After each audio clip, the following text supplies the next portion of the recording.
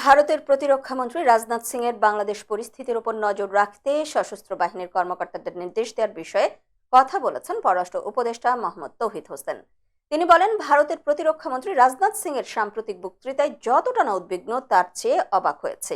বাংলাদেশের পক্ষ থেকে রাজনাথ সিং এর বক্তব্যের আনুষ্ঠানিক প্রতিক্রিয়াতে রোববার দুপুরে একথা বলেন পররাষ্ট্র উপদেষ্টা মোহাম্মদ তৌহিদ হোসেন। তিনি দাবি করেন, এ ধরনের কথা তিনি কেন বললেন এটার কোনো কারণ আমি খুঁজে পাই না। আমি কোনো অবস্থাতেই মনে করি না যে ভারতের সঙ্গে আমাদের যুদ্ধ বিগ্রহের কোনো সম্ভাবনা আছে। ভারতকে শান্তিপ্রিয় দেশ উল্লেখ করে প্রতিরক্ষামন্ত্রী রাজনাথ সিং দেশটির সশস্ত্র বাহিনীকে ভবিষ্যৎ যুদ্ধ মোকাবেলার জন্য তৈরি থাকতে বলেছেন।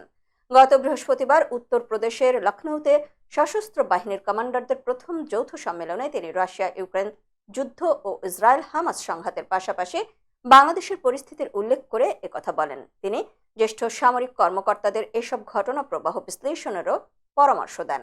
তৌহিদ হোসেন বলেন, তিনি তার নিজের দেশের কনজাম্পশনের জন্য বলেছেন কিনা সেটা আমাদের বুঝতে হবে, আর উনি যেভাবে বলেছেন তা অনেকটা বিটিং অ্যারাউন্ড দ্য বুশের মতো।